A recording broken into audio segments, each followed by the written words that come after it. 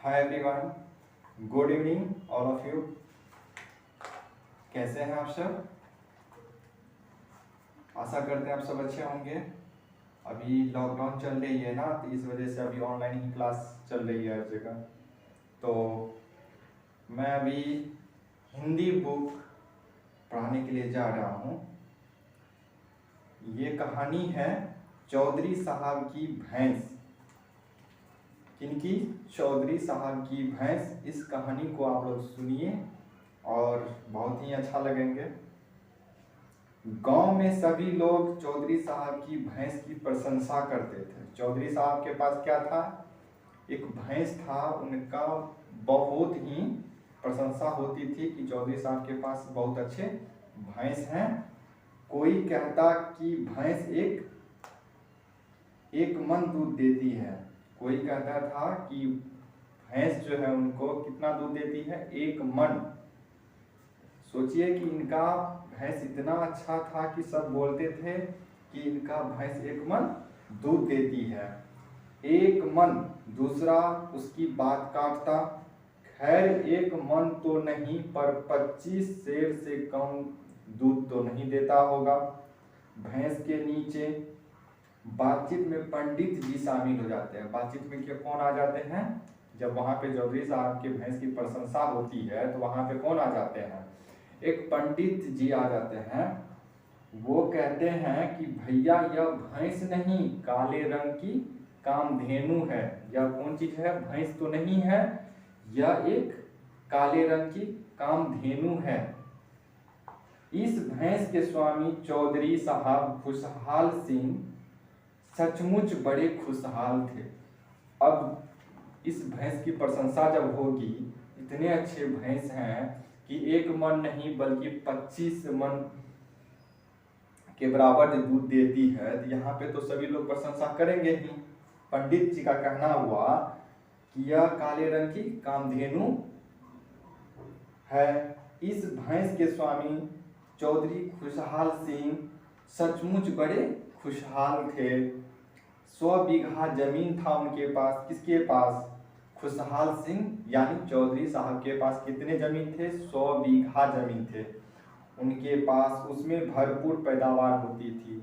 100 बीघा जमीन में कितना पैदावार होती थी? 100 बीघा के आसपास। ठीक है। घर में मौज थी। बड़ी परिश्रमी पत्नी थी। उनकी पत्नी क्या थी? परिश्रमी थी, बहुत ही मेहनत करती थी। 4 बेटे थे उनके। कितने बेटे थे? 4 बेटे। बड़े बेटे की उम्र 10 साल थी। बड़े बेटे जो थे उनके उम्र कितने थे? 10 साल थे। छोटा बेटा अभी 1 साल का था। छोटा बेटा जो था उनका कितना था? 1 साल का था।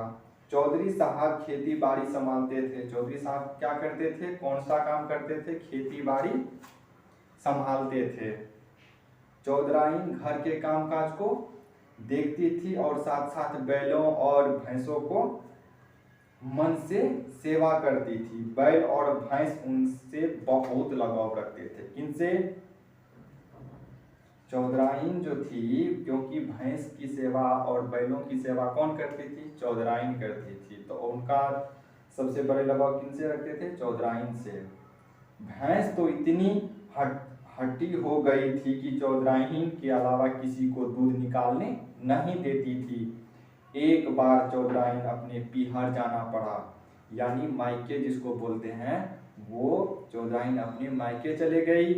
अब यहाँ से 5 किलोमीटर की ही तो दूरी थी। शाम को 5 बजे दूध निकाला और छोटे बेटे को गोद में लेकर के वो कहाँ चल दी? अपने गांव की ओर चली गई। तय यह हुआ था कि वे सवेरे 6 बजे तक वापस लौट आएंगी। आकर भैंस का दूध निकाल लेंगी। चौधरी साहब अगले दिन सवेरे 4 बजे उठे और पशुओं को चारा पानी दे दिया। बैल तो खा पी कर बैठ गए और आराम से जुगाली करने लगे। भैंस क्या करते हैं? खाना जब उनका हो जाता है, वो चारा जब कर लेते हैं, उसके बाद क्या करते हैं? वो जो है जुगाली करने लगते हैं, मुंह को लारना शुरू कर देते हैं। लेकिन भैंस भर पेट राती खाकर 5 बजे ही रेंगने लगी। क्योंकि उनको तो 6 बजे दूध निकालना था। वो 5 बजे ही वह रेंगना शुरू कर दिया। 10-5 मिनट तक तो रेंगना की आवाज़ धीमी रही। फिर 5:30 बजते बजते वह तीव्रतर से तीव्रतम होती गई। वह रेंगते हुए अपने खूंटे के चारों ओर चक्कर लगाने लगी। चौधराइन भैंस की व्यग्रता के कारण भली भांति समझ रहे थे, पर असहाय थे। कौन? चौधरी साहब को परेशानी हो रही थी, क्योंकि चौधराइन तो दूध निकालती थी, चौधरी साहब तो वो खेती बाड़ी संभालते थे, क्योंकि चौधराइन ही नहीं थे, क्योंकि वो तो मायके चले गई थी। तो दूध कौन निकाल लेगी? चौधराइन ना। 6 बजे भैंस और उग्र हो उठी और चौधरी साहब चिंतित हो रहे थे। वे पड़ोस की एक महिला को दूध निकालने के लिए बुला लाए। महिला ने भैंस को थोड़ी देर सहलाया, फिर दूध निकालने के लिए बैठी। भैंस ने महिला को देखा सूंघा, फिर उसे लतियाकर पुरस्कृत कर दिया, क्योंकि वो तो पड़ोस की महिला थी। वो दूध निकालने के लिए बैठी, भैंस ने महिला को देखा तो सूंघा, फिर उसे लतियाकर पुरस्कृत कर दिया, यानी उनको भगा दिए। महिला लड़खड़ाती हुई कहराती हुई अपने घर को लौट गई। अब तो भैंस ने दूध देने के लिए रेंक रेंक कर आसमान ही सर पर उठा लिया। चौधरी साहब अपनी पत्नी के लौटने की आशा में बार बार दरवाजे तक जाते और मुंह लटकाए भीतर चले आते। वे बेचैन होकर बरामदे में टहलने लगे। अचानक खूंटी पर नजर जाते ही उनके मस्तिष्क में बिजली सी क्रोध आई। अब वो तो बेचैन हो रहा था कि चौधराइन तो है नहीं, तो फिर इनका दूध कौन निकालेगा। वो बहुत ही परेशान कर रही थी। कौन? भैंस। खूंटी पर चौधराइन के कपड़े टंगे हुए थे। चौधरी साहब मन ही मन सोचने लगे कि यह नायाब नुस्खा मेरे दिमाग में पहले से ही क्यों नहीं आया। उन्होंने मुस्कुराते हुए चौधराइन की कमीज और लहंगा पहन लिए, ऊपर से ओढ़नी ओढ़ ली और घूंघट निकाल लिया। अब वे बाल्टी लेकर भैंस का दूध निकालने के लिए बैठ गए। भैंस चुपचाप खड़ी होकर जुगाली करने लगी। चौधरी साहब मन ही मन खुश हो रहे थे। उन्होंने भैंस को चकमा दिया। वो सोचा कि चलो आज चौधराइन का ड्रेस पहन लेते हैं, और दूध निकालने के लिए बैठ गए। तभी भैंस को अचानक न जाने क्या हुआ, वह मुड़ करके चौधरी साहब को सूंघने लगी, फिर पैर इधर उधर हटाने लगी। चौधरी साहब ने एक डंडा उसकी टांग पर जड़ दिया। फिर देखो क्या हुआ, भैंस डरने के बजाय फिर उग्र हो उठा। उनको और गुस्सा आ गई। उसने चौधराइन वेशधारी चौधरी साहब की और फिर मुड़कर देखा। बाप रे! अध खुले घूंघट में से चौधरी साहब की लंबी लंबी मूछें झांक रही थी। लंबी मूछ वाली चौधराइन भैंस ने अब तक ना देखी थी। उसने भड़क कर ऊंची कूद का कार्यक्रम शुरू कर दिया। चौधरी साहब ने गुस्से में भड़क कर भैंस की पीठ पर लाठियां बरसा दी।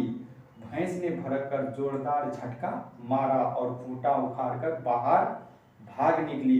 अब अपनी जान बचाने के लिए तबाड़तोड़ भागती हुई भैंस आगे आगे, जनानी कमीज और लहंगा पहने दौड़ते हुए लाठीधारी चौधरी साहब पीछे पीछे भागते गए।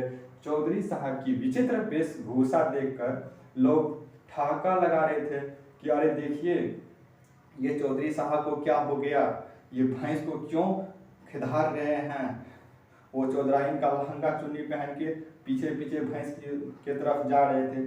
चौधरी साहब को विचित्र वेशभूषा देखकर लोग क्या कर रहे थे, उस पर हंस रहे थे। चौधरी साहब पूरा जोर लगाकर 10 किलोमीटर प्रति घंटा की रफ्तार से दौड़ रहे थे, तो भैंस अपनी रफ्तार 20 किलोमीटर प्रति घंटा पर पहुंचती थी। हर मिनट पर दोनों के बीच फासला बढ़ रहा था। हारे थाके चौधरी साहब सोच रहे थे कि आज लाखों रुपये का भैंस गया हाथ से। कुछ देर बाद चौधरी साहब ने देखा कि बहुत दूर जाकर भैंस क्या हुआ, वहां पे रुक गई। दौड़कर उसके पास पहुंचे तो देखा भैंस चुपचाप खड़ी है और चौधराइन उसका माथा सहला रही है। चौधरी साहब पर नजर पड़ते ही चौधराइन को ठहाका लगाया और बोली, वाह क्या खूब मेरा लहंगा और ओढ़नी तुम्हारे शरीर पर खूब उभरे हैं, यानी खूब अच्छे लग रहे हैं। बेचारे चौधरी साहब खिसियाकर रह गए। वो क्या करते, वो तो परेशान कर रह गए थे कि आज दिन भर जो है ये भैंस को हम कैसे संभालेंगे।